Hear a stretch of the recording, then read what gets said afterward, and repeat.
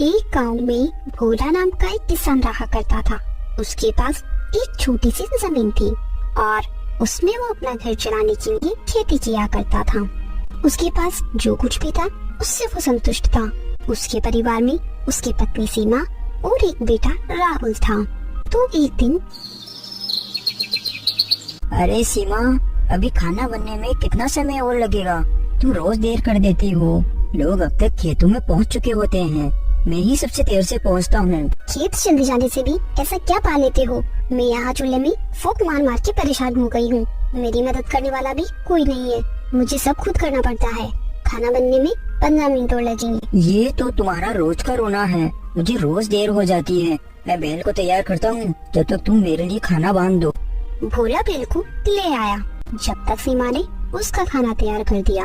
अपना खाना समय से खा लेना। काम में लगने के बाद आप रोज रोज खाने को भूल जाती हो, आज मत भूलना। जब मैं काम पर जाता हूँ तो तुम कितना अच्छे से मुझसे बात करती हो, लेकिन कभी कभी बिना बात के ही मेरे ऊपर बहुत गुस्सा करती हो।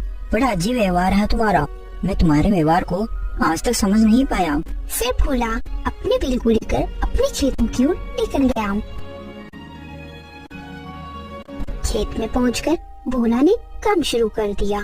कुछ ही देर में बैल चलता चलता थककर गिर गया। अरे महेश, क्या हुआ तुम्हें? फिर से थक गए तुम? लेकिन तुम भी बहुत बूढ़े हो चुके हो। इसमें मेरी ही गलती है कि मैं तुमसे इतना काम करवाता हूँ। वैसे भी हम थोड़ी देर ही काम करेंगे, फिर हम घर चलेंगे। मैं कल ही 2 नए बैल खरीद लूंगा। बस आज की और बात है, ठीक है? कुछ देर काम करने के बाद भोला और उसका बैल दोनों थक गए। थोड़ी देर बाद वो दोनों खेत से घर के लिए निकल गए। घर पहुंचकर भोला ने बैल को बांधा और घर में चला गया।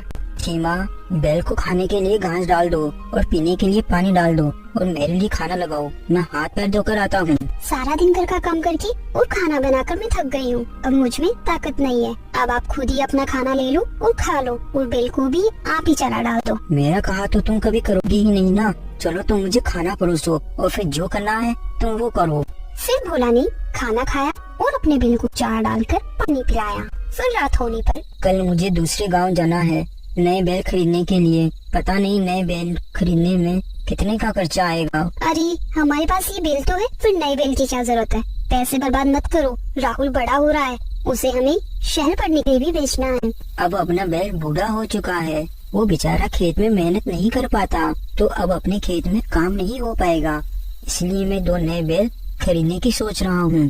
अभी जो मेरे पास पैसे हैं उनसे मैं बैल खरीद लेता हूँ और फिर बैलों से खेती करके राहुल की पढ़ाई के लिए पैसा जमा कर लेंगे। आए बड़े, अगर ये खेती के लायक नहीं है तो उसे खिलाने के लिए उसके ऊपर पैसे क्यों बर्बाद करें? तो फिर आप उसे जाकर कसाई को बेच दो। अरे सीमा, तुम इतनी मतलबी कैसे हो सकती हो? महेश इतने सालों से हमारे साथ है, हमारे लिए बेचारे ने कितना काम किया है। मैंने क्या गलत बोल दिया? हर कोई यही करता है। अब ये हमारे किसी काम का नहीं है। बेहतर है इसे बेच दो। इसे खिलाने के लिए मैं पैसे बर्बाद नहीं करूँगी और आप भी खुद का नुकसान मत करो। इसने हमारे लिए इतनी खेती करी, फसल को शहर तक पहुंचाने में हमारी मदद करी, और तुमने इतनी आसानी से कैसे कह दिया कि इसे कसाई को बेच दो? क्या तुम्हें जरा भी इस पर दया नहीं आती?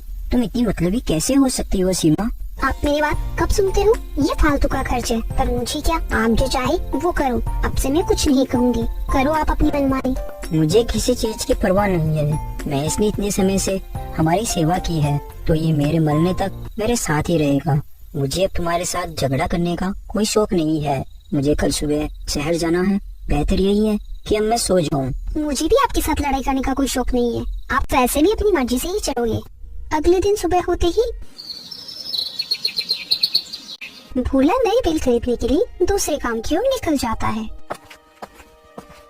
अरे क्या हुआ भोला, आज तुम यहाँ कैसे? मैं यहाँ 2 जवान बैल लेने आया हूँ। क्या तुम्हारे पास है? हाँ हाँ, क्यों नहीं। 15 दिन पहले ही मैंने 2 जवान बैल खरीदे हैं। एक किसान मुझे बेचकर गया था। बेचारे को पैसों की बहुत जरूरत थी। चलो मैं तुम्हें वो बैल दिखा देता हूँ। फिर व्यापारी भोला को बैलों के पास से ले जाता है।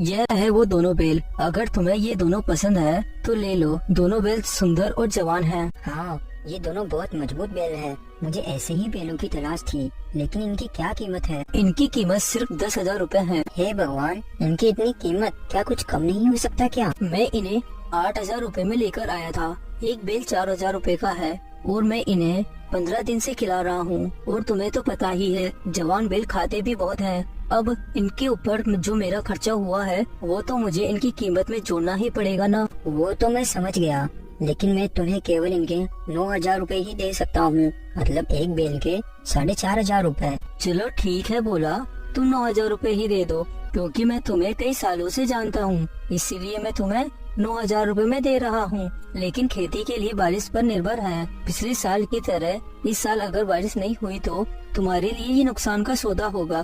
तुम बेलों के लिए इतनी रकम क्यों खर्च कर रहे हो? तुम्हारे पास एक बेल पहले से भी तो है, तुम इन सभी बेलों को कैसे खिलाओगे?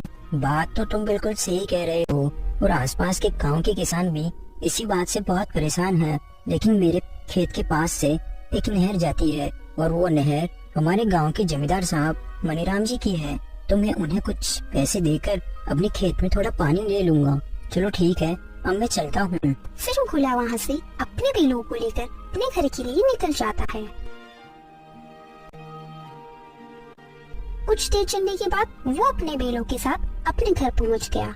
ये देखो, मैं 2 नए बेल ले आया हूँ, देखो और बताओ कैसे लगे। क्या बात है, ये बेल तो बड़े ही ताकतवर नजर आ रहे हैं। लगता है काफी महंगे होंगे। और क्या कीमत दी आपने इनकी? ये सस्ते तो नहीं हो सकते, है ना?